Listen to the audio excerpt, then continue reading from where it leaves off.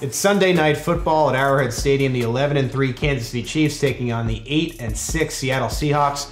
That is not Allie Trost. Allie Trost is on a beach somewhere. We have Joel Thorman in here, and we haven't had you for a while, so just wanted to get your feel on the season so far. Yeah, it turns out 11-3 is a pretty good season. Pretty excited for that overall. It's kind of tough coming off a loss last week, but on the big picture, it's been terrific. You have the front runner for the MVP. You're looking pretty good in the AFC. I still can't shake that feeling though that like something's gonna go wrong here at some point because I am a Chiefs fan after all. But yeah, it's been a good season overall. I think what everyone would want to know if they're a fan of Arrowhead Pride through the years is just what do you make of what Mahomes has become this season? Well, like I told you earlier, Pete, don't get used to this because it's not like you have the NFL, MVP frontrunner every year when you're blogging about the Chiefs. But it's been unlike anything we ever expected.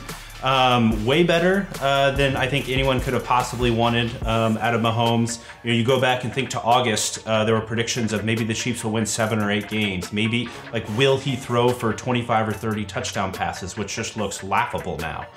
So yeah, it's been way better than I expected. Now moving on, we have an important game Sunday with the Chiefs blowing that game last week to the Chargers with playoff implications. The Chargers actually play on Saturday night against the Ravens. If they lose that game, which they could, the Chiefs would be playing for the AFC West, the first round bye on Sunday against the Seattle Sehawks. So when it comes to this game, what are you looking at? It's going to be a tough game. Going into Seattle is exactly what people say about going into Kansas City. The first thing you're going to mention is the home field advantage. So that's going to be a serious issue that the Chiefs are going to face. And then the other problem is the Seahawks are built a lot like the team that should beat the Chiefs. They can run the ball. They're committed to the run. They have a solid quarterback, a good defense. They've got the home field advantage. So I kind of look at it like the Baltimore game a little bit. It's kind of got the same thing going there, and that was a really tight game. So I'm expecting another really close game this week. Yeah, there should be a number of injuries. The Seahawks had a huge injury report to begin this week. We're shooting this on Thursday, so it remains to be seen who plays for them.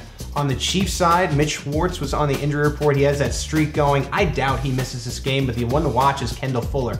People don't realize how important an injury to Kendall Fuller and keeping him out of the game is just because of the lack, I think, of cornerback depth on the team. Right, you're talking about bringing somebody up from the practice squad if he can't go. He had the wrist injury, so maybe he'll go out there with a cast, hoping he'll be able to play even if he's limited a little bit, because I think an injured Kendall Fuller is probably better than what you've gotten on the 4th or 5th defensive back on the roster. Sammy Watkins isn't expected to play. Eric Berry will be on a snap count again, but there was no indication of what that will be. The Chiefs said they may not know until the game starts how many plays he'll have, so that remains to be seen as well. Key to this game. Chiefs offense, scoring points. As always, score more points than the opponent. Seems obvious this week. The Seahawks come in, they're going to want to slow this game down. They're going to want to run the ball. Like we said, do what the Ravens did. So I think the Chiefs offense is obviously the key to this game. If they can get off to a fast start in the first quarter, win the first quarter, and set the tempo of the game, I think that could do a lot for them down the stretch. For me, the key is, and I know Russell Wilson is a little bit more accurate than Lamar Jackson, but making him throw the football and not letting Chris Carson ruin this game. Because if you let him throw the football and you can make this a shootout, I think you have a pretty good chance. If they take control of the game and Chris Carson is running all over the Chiefs, just like we've seen has happened to the Chiefs earlier this season, could be trouble when it comes to the Chiefs winning this football game. Score prediction. 27-24 Chiefs. I'm not betting against Patrick Mahomes yet. It's a 2.5 point spread. I hate to say this.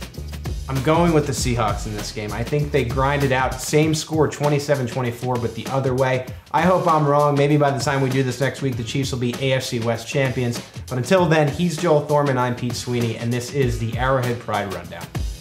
Give yourself the gift of Arrowhead Pride YouTube content by hitting the subscribe button here on your right.